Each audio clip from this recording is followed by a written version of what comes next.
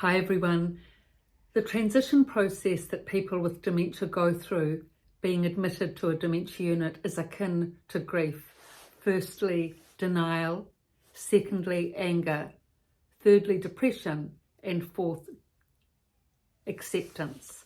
So with denial, it's very much, I don't belong here. Why am I here? Surely this is not the place for me. And then on to anger, banging at the door, wanting to get out, let me get the police, I want to call the police. Then depression, slumping down right into, a low depressed mood. This can last for a long time. All stages vary in time frame. And then hopefully acceptance and being part of the community. So each stage needs to be worked through. As with grief, it's just not just dementia. It's grief, and the feelings are very real for these people with dementia, just as they're very real for all of us when we go through grief. And so it needs to be treated as such. Each stage needs to be realised and assessed by friends, family, staff, and the person to be supported as such, as we would with anyone going through grief. So with the denial stage, people coming in, it's all very sad, especially initially, and stressful. When they're going through the denial of, surely I don't belong here, what's happening, where am I, why am I here, why have I been put here, who's put me in this place? So much confusion, especially if it hasn't been explained to the person. Now, not that they'll remember the details exactly, but they at least need to be able to recognise and know that they're there and be informed that they're there, so that they can resonate with the fact that, okay, it's been explained to me at least.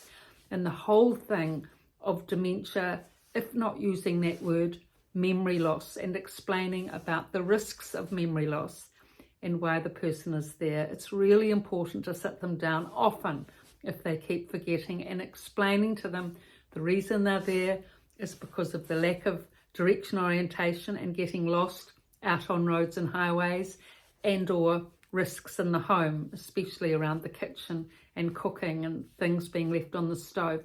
It's so easy to leave things on the stove, but I mean, if you've got dementia and you've just got no present memory, it's like a major risk. So these things need to be explained to the person to help them understand why they are in a dementia unit.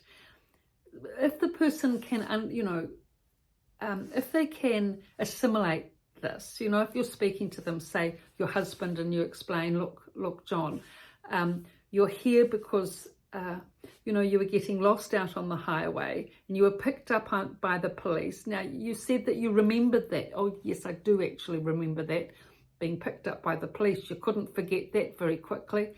Yes, well, that's happened 2 or 3 times. And then also another couple of times you've left hot chips, and you love chips. But I was just going out shopping and you put, hot chips on the stove and the place nearly went up in flames. Oh, yeah, I do remember that as well. So, this is the reason that you can't be at home, because it's not a secure situation where when I go out, you can easily go out, which you did. And also, dear, that it's becoming more difficult for me to manage with the showering and the dressing in the mornings. Yes, I know that.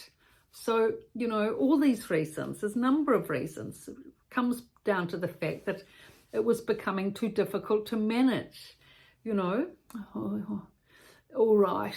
So, and just keep up the love, keep the compassion, keep the support, keep the visits, keep everything going nicely, supportively. And so that the person doesn't feel abandoned into the bargain. Their old life they're having to let go of, but at least hopefully they're not having to let go of you. Hopefully you're there to still support them. So this will help them in the denial phase, and also it will help them in the anger phase, definitely. Love, compassion, support. Now with anger, the way that you can, because it's very adrenalized, isn't it? And all the adrenaline and start sort of surging up, and aggression can come into that, which is very risky, and we absolutely want to settle that as much as possible.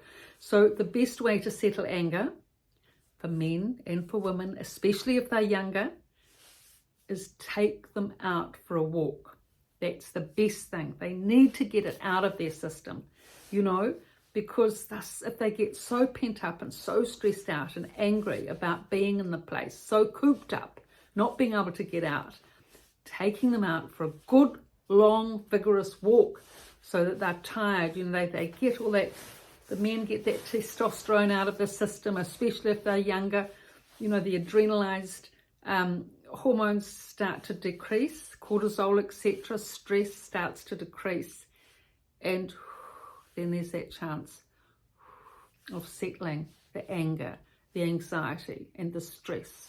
And walking is a remarkably good way of doing this. And of course they're going to feel more free, you know, at least they've got some sense of freedom if they're able to get out for a walk. But if they can't get out for a walk, you know, they're angry, they're upset, they're cooped up, restricted. Well, a lot of the men say, why have you put me in jail? I haven't done anything wrong. That's often their experience, especially if they've been in the military or the police. They're used to being around jails, you know, inmates, and they wonder why they've been put in the same situation. So that's why it needs to be explained to them kindly and compassionately, with patience, with tolerance. You know, it does take a lot of patience and tolerance from the relative's perspective explaining, because you need to explain slowly so they can understand it. You need to listen to their responses and respond to what they're saying. And of course, if they're angry, it's never easy dealing with someone that's angry, you know, because it can be affecting for you as well. But if you can try and appeal to reason, especially when they're less angry, of course, when they've escalated up, it's difficult to get through. But when you arrive on a good day and they're, you know, fairly settled, it's probably a good idea then to explain the situation to them once again as to why they're there, just so that it can really, you know, seep in, so that hopefully it will prevent them getting to that higher level. And then, of course, hopefully the big thing really in a dementia unit is to try and garner some friendships happening in the unit. For that, of course, the person needs to have some level of communication. So hopefully with you, you've been able to, or the person has been able to keep up some level of communication and to encourage friendships in the unit through activities, maybe joining in with meals with, you know, with your husband or your mother at meal times to, you know, chat and communicate. Because if the person can feel a sense of community really initially with the people and start to at least make one or two friends, that's often when acceptance comes in, anger settles, and, you know, depression lifts, and they can be part of the community from then on in. But it's a very stressful period initially, a good 2-3 months average probably, to go through all those stages. And it is important that they do go through those stages, because if the person escalates, for example, up to high level anger and they can't de-escalate, that's a very serious situation, because of course with anger and aggression and hitting out often, as happens with vulnerable, frail, elderly women there, the person then either needs to be medicated to settle down or sent off to another facility. And of course we don't want that. So hence all these strategies and techniques we're putting in place to help these people move through these phases so that they can hopefully become, you know, settle down, accept that they're in a dementia unit and become part of the community. And indeed have a settled life and sometimes a happy life after that, which I've talked about actually in these two books, The Resident's Voice and The Resident's Rise, both from a dementia unit, outlining what's needed to go into the unit and all the things you need to know, and what's needed once the resident is in the facility and what's needed to know for that. So thank you for your likes and your subscriptions. I appreciate the support.